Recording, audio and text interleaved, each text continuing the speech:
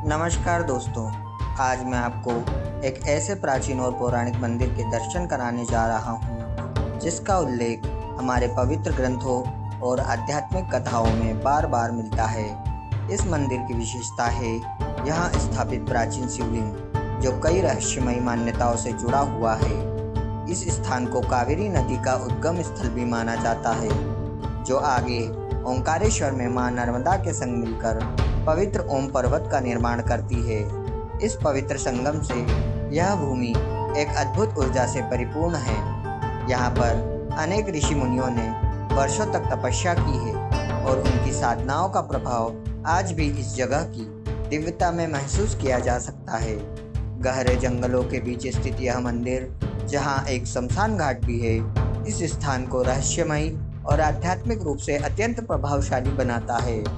यहाँ आकर ऐसा प्रतीत होता है जैसे हम इतिहास और अध्यात्म की एक नई दुनिया में कदम रख रहे हों। वर्तमान में इस क्षेत्र के आसपास कई गांव बसे हुए हैं जिससे यहाँ का माहौल जीवंत और आकर्षक बना रहता है। स्थानीय महाराज जी का कहना है कि इस क्षेत्र में प्राचीन काल के 5 अन्य शिवलिंग भी स्थापित हैं जो इसकी पवित्रता और महत्व को और भी बढ़ाते हैं। इतना ही नहीं, यहाँ का सीधा संबंध ओंकारेश्वर के कुबेश्वर धाम से भी बताया जाता है, जहाँ की आध्यात्मिक ऊर्जा यहाँ महसूस की जा सकती है। इसी वजह से यह स्थान भक्तों और साधकों के लिए विशेष महत्व रखता है। तो आइए दोस्तों, मेरे साथ इस अद्भुत और आध्यात्मिक यात्रा पर चलें। इस यात्रा में हम न सिर्फ एक मंदिर के दर्शन करेंगे बल्कि उस ऐतिहासिक और आध्यात्मिक धरोहर का अनुभव करेंगे जो सदियों से भक्तों को अपनी ओर खींचती आ रही है। इतिहास, आस्था और प्रकृति के इस अद्वितीय संगम में आप आत्मिक शांति और आध्यात्मिक ऊर्जा का अद्भुत एहसास करेंगे।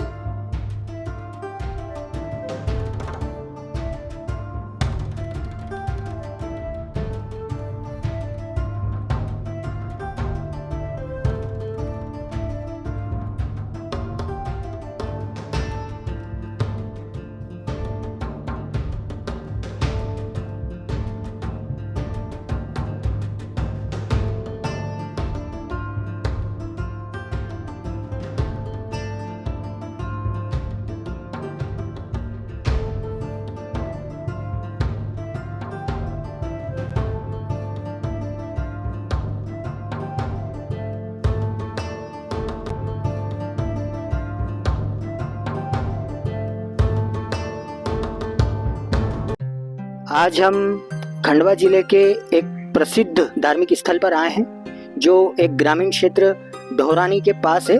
और जहां तक इसकी अधिक जानकारी जो भी ग्रंथों में दी गई है या इस शिवालय का जो भी इतिहास है वो सभी कुछ हम यहाँ पर उपस्थित महाराज जी से जानकारी लेंगे कि ये मंदिर कितना पुराना है और धर्म ग्रंथों में इसका क्या इतिहास बताया गया है। आइए हम महाराज जी से मिलते हैं, उनका परिचय लेते हैं। महाराज जी, आपका नाम क्या है? मेरा नाम दयालगिरी है। मैं 10 नाम दुनिया अखाड़े से हूँ और मैं करीब 40 साल से इसका जीर्णोद्धार में लगा हूँ। पहले ये वीरान था, प्राचीन मंदिर था, ये टूट फूट गया था और यहीं से महाकावेरी का उगम स्थल है। इसके मार्कंडे पुराण में इसका इतिहास और तीर्थांक में भी इसका इतिहास है और वायु पुराण में भी इसका इतिहास है। उसके अनुसार ये पाताल कुंड कावेरी, कुंडेश्वर महादेव के नाम से इसका स्थान है और ग्राम को भी कावेश्वरी बोलते हैं और कावेरी उगम स्थल है। ये कावेरी यहाँ से निकल के लखनगांव जाती है, फिर वहाँ से केसुन जाती है, केसुन से कालमुखी जाती है और नर्मदा को काट के ओम बनाता है। जो ओंकारेश्वर में जो कावेरी जाती है दक्षिण दिशा काट के, ये यही यहाँ से उसका उगम स्थल है। मंदिर से जल निकल के कुंड में जाता है, कुंड से अंदर अंदर जाके फिर आगे बड़ी हो जाती है। और ये बहुत प्राचीन मंदिर था। कुछ अंतराल का यहाँ कोई नहीं रहने से, जंगली इलाका रहने से पहले कालों में इसका वीरान हो गया था। और जब हम ये नर्मदा परिक्रमा में थे, यहाँ आए तो ये वीरान देखा, मैंने इतिहास पढ़ा इसका, तो उस दिन से हम लोग धीरे धीरे इसका जीर्णोद्धार में लगे माँ कावेरी का। ये पाताल कुंड कावेरी, कुंडेश्वर महादेव और ये कुबेरेश्वर से जुड़ी हुई है। कावेरी के किनारे पे कुबेरेश्वर मंदिर था पहले, अभी वहाँ डैम बन चुका है, डूब गया। हाँ, वो एक कुबेरे के कारण ये कावेरी निर्माण हुई है। वो कुबेरेश्वर वहाँ तपस्या करते थे नर्मदा किनारे, वो नर्मदा में स्नान नहीं करते थे, वो दूर जाया करते थे स्नान करने।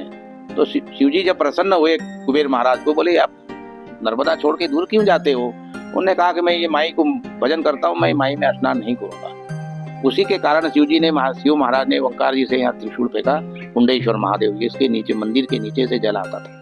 जी जी। हाँ, और जो कोना में जो लिंग पड़ी है वो पहले उसमें बीचों बीच स्थापित थी, वो जल में रहती थी, वो खंडित हो गई सब।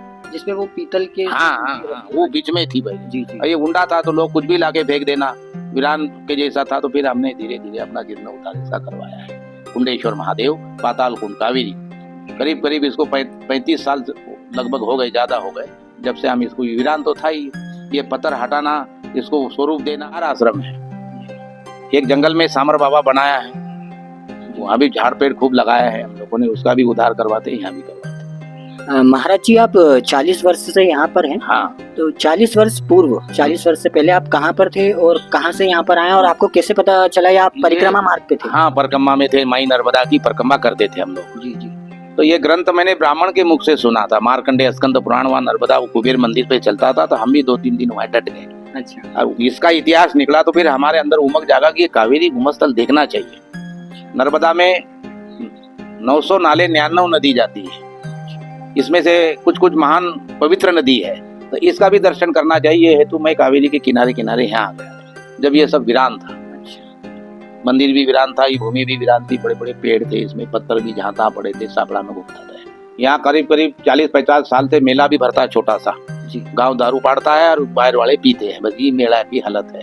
मेले में दारू गांव वाले बेचते हैं और बाहर के लोग पीते हैं, तो उसके कारण व्यापारी भी बेचारे डर जाते हैं। जो सीधा साधा होए उसका खा पी लेना, उस पर खड़ा हो जाना। अच्छा। वो हम जब से आए, जब से उनको समझाया करते, तो थोड़ा अभी स्वरूप जगा है मेला का, धीरे धीरे अपने मंदिर में रहते हैं, भजन करते भगवान को। नाम समोवण को नहीं जब तक तीरथ जोग, नामे पातक छूटिए नामे नासे रोग। अपन अपने हित के लिए भजन करते रहते हैं ना, जो अपने से परोपकार बना। हमारा एक ही उद्देश्य है, झाड़ लगाना। बहुत या देवी सर्वभूतेषु समुद्र वसने देवी पर्वते तना मंडले, हे देवी विष्णु पत्नी। जिसका अन्न खाते, जिस पर रहते हैं, जो संसाधन हमें दे रही है, जो हमारा पालन करती है, हर चीज हमें पृथ्वी से मिलता है, तो पहला काम है अपने हिस्से में से 1/4 हिस्सा इसमें खर्च करना, झाड़ पे लगाना। मेरे पास 4 आश्रम है, चारों आश्रम में पौधे लगा रखा है। मैं स्वयं मेहनत करता हूँ, स्वयं झाड़ लगाता हूँ, स्वयं पानी देता हूँ। तो महाराज जी आप चारों आश्रमों पे नियमित जाते हैं या कभी? नहीं, अभी तो पहले नियमित जाया करता था, अभी तो वहाँ आदमी रखा है। महीने से आदमी रख दिया, तेरे जैसे छोरे समिति बना दी, तो भाई इसका देखभाल करो, इसकी जो आय है इस मजदूर को दिया करो। अब वहाँ झाड़ पेड़ भी बहुत बड़े हो गए, फल लगते हैं, कटहर है, आम है, जाम है, सीताफल है, अशोक है, करीब करीब 700-800 पौधे मैंने लगाए हैं वहाँ जंगल के बीचों बीच। सामर बाबा और आश्रम भी बन चुका है, पूरा कंप्लीट हो गया। अभी यहीं से जाके उसको निर्माण किया था मैंने।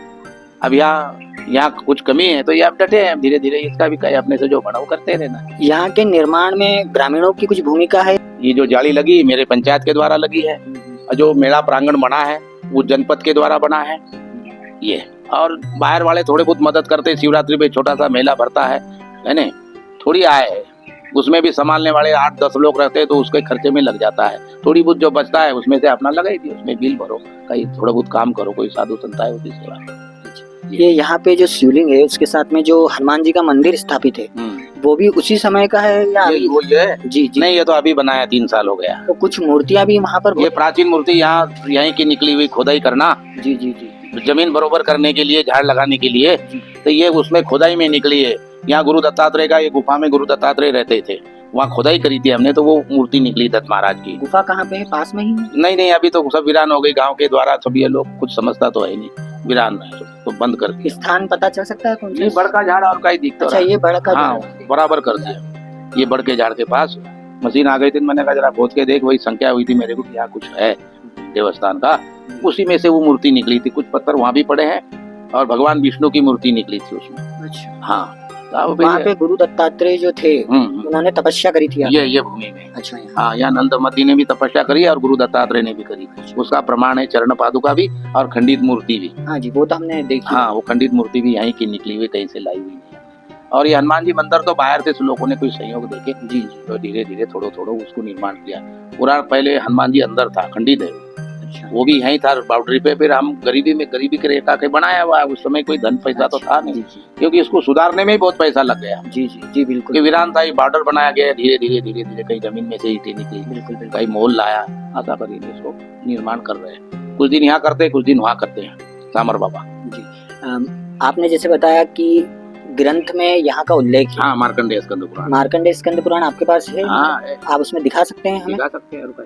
हाँ, तो दिखा दीजिए, देखना चाहेंगे और हमारे श्रोताओं को भी बताना चाहेंगे कि मार्कंडेय स्कंद पुराण में। वो उसी के आधार पे वो लिखवाया था मैंने, उसको 3 साल हो गए। अच्छा, वो काच कच्चो कलर में लिखते हैं, है नहीं? तो वो मिट गया। हाँ, ये कावेरी कुंड है, अमोसा में बाहर वाला लोग स्नान करने आते हैं, है ना? जिसकी जो इच्छा है वो माई पूरी करती है, तो वो वही जाने, अपने को तो कहीं नहीं, है नहीं?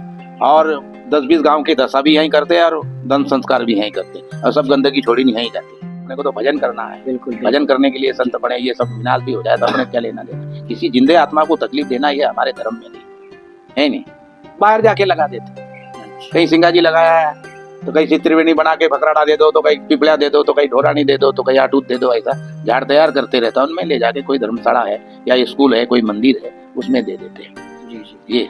या फिर शनि महाराज पे लगाया है, वहाँ खकनार के पास शनि महाराज बनाए हम लोगों ने। अच्छा इलाका है, उधर सज्जन लोग हैं, तो वहाँ लगाया करते हैं झाड़। चौथा झाड़ आश्रम वहाँ कुक्सी, वहाँ लगाया करते हैं। अपना गाड़ी में धरो, ले चलो, वहाँ लगा दो। तो जहाँ अच्छे लोग हैं जो पर्यावरण को जानते हैं।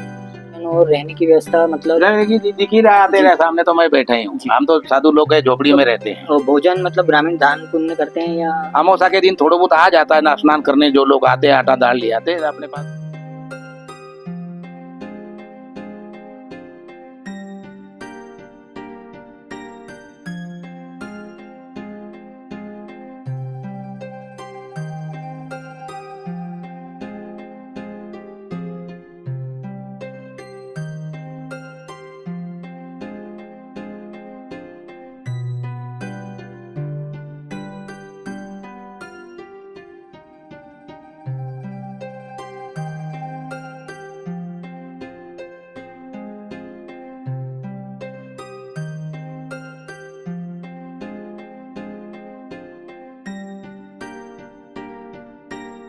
नर्मदा के दक्षिण पाताल से एक तीर्थ प्रकट हुआ है जो तीनों लोकों में कावेरी कुंड के नाम से विख्यात हुआ है।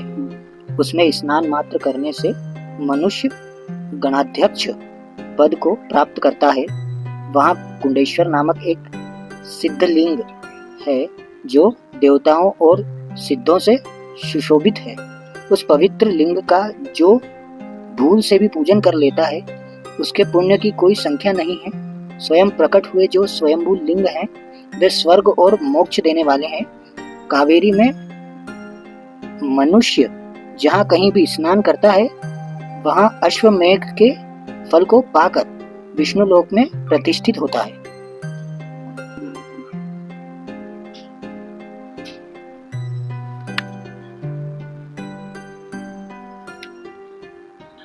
महाराज जी, अभी जैसे हमने इसमें देखा जो जानकारी दी हुई है यहाँ के शिवलिंग के बारे में, और आपने बताया कि मध्य प्रदेश के माननीय मुख्यमंत्री श्री मोहन यादव जी द्वारा यहाँ पे कर्मचारियों को भेजा गया था। तो वो किस लिए भेजा गया था, कुछ आप? अब अभी तो उन्होंने कहीं करी नहीं, बोले हम मीटिंग लेंगे बाबा, यहाँ आएंगे 10-20 लोग सबको जमा करेंगे, समझाएंगे धर्म के विषय में, और आगे इसका जीर्णोद्धार के लिए हम वहाँ भेजेंगे कागज। अच्छा, तो आपने किसी का नंबर वगैरह नहीं लिया? मेरा नंबर दिया है। अच्छा, आपका लिया? हाँ, मैंने उनका लिया नहीं, मैं किसी का नंबर लेता नहीं। बोले बाबा आपका नंबर दे दो, तो मैंने दे दिया उसको। अच्छा, उन्होंने कोई समय या वक्त बताया? कहीं नहीं, बोले पहले हम वहाँ खंडवा में मीटिंग लेंगे, फिर वहाँ से यहाँ मीटिंग करेंगे, और आजू बाजू वाले लोगों को बुलाएंगे, गाँव वाले को भी बुलाएंगे। जो कितने समय पूर्व आए थे? अभी 4-5 दिन हुए। 4-5 दिन। ये ग्रंथ मैंने उनको बताया कि भाई इसमें भी है और वाई अंक में भी है और तीर्थ अंक में भी इसकी जानकारी है। नर्मदा पुराण में भी संक्षेप में जानकारी है। इसके किनारे पे 5 शिवलिंग है प्राचीन। ये कुंडेश्वर महादेव, यहाँ केसुण में अष्टसिद्धेश्वर महादेव, मदन सिंह का गांव अटूद है, उसके पिछले तट के ऊपर चैतन्येश्वर महादेव, वो भी वीरान पड़ा है, भंगार होके पड़ा है। उसके आगे एक आविक्तेश्वर महादेव, और उसके जो संगम है वहाँ कुबेरेश्वर महादेव। ये 5 लिंगे इसमें लिखी भी है, और इसी पुराण के अनुसार ये जानकारी हमको मिली है। तो मैंने कहा पवित्र भूमि है, चलो यहीं भजन करो। और बहुत बहुत धन्यवाद, आपने इतनी महत्वपूर्ण जानकारी हमें दी।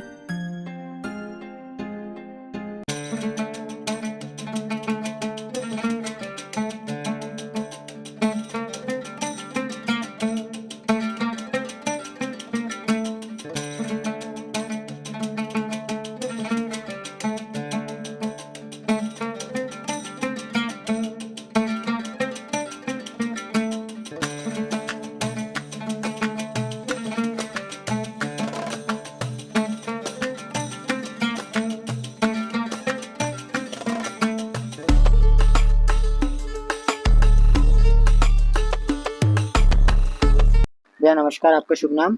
शिवराम सोलंकी। शिवराम सोलंकी।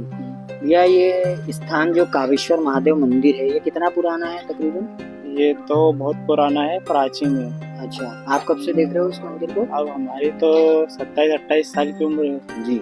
तब से हम तो देख रहे हैं। अच्छा अच्छा। बहुत पुराना मंदिर है, प्राचीन मंदिर है। तो महाराज जी कब से हैं यहाँ पे? महाराज जी भी क्या बता कब से, हम लोग जब से पैदा हुए तब से उनको अच्छा, देख रहे इतने हैं। पुराने, मतलब महाराज जी जो बात हाँ। बोल रहे थे कि वो 40-45 वर्षों हाँ। से यहाँ पर संभाल रहे हैं। हाँ, वो रह रहे 40-50 अच्छा, वर्ष से। तो उन्हीं के मार्गदर्शन में ये मंदिर का जीर्णोद्धार हुआ है। इससे हाँ, पहले कैसा था? इससे पहले था मंदिर, लेकिन वो वैसे ही पुराने मंदिर कैसे थे। अच्छा, यहाँ पे मेला वगैरह भी लगता हाँ, है? मेला लगता है ना। कब लगता है? मेला लगता है शिवरात्रि पे। अच्छा, शिवरात्रि पे लगता है। बरगद के पेड़ लगे हैं। हाँ। यहाँ का इतिहास बताया जा रहा है कि यहाँ पर गुफा थी और यहाँ पर हाँ। मतलब यहाँ पर बरगद के पेड़ के नीचे गई है, बोले अभी भी मंदिर है, पर वो प्राचीन है। तो यहाँ पे गुफा हुआ करती थी? हाँ, अंदर है, नीचे है बोले, पर वो पेक है और कोई वहाँ निकाल नहीं सकता, उसका रास्ता नहीं निकाल सकता। अच्छा अच्छा अच्छा। वो है पुरानी बाबा ने भी कोशिश करके देखी, बोले तो कहीं हुआ ही नहीं, निकला ही नहीं। इस वीडियो को, इस जानकारी को यहाँ पर विराम देता हूँ और आप इस वीडियो को जरूर देखें और इस स्थान पर अवश्य आएं।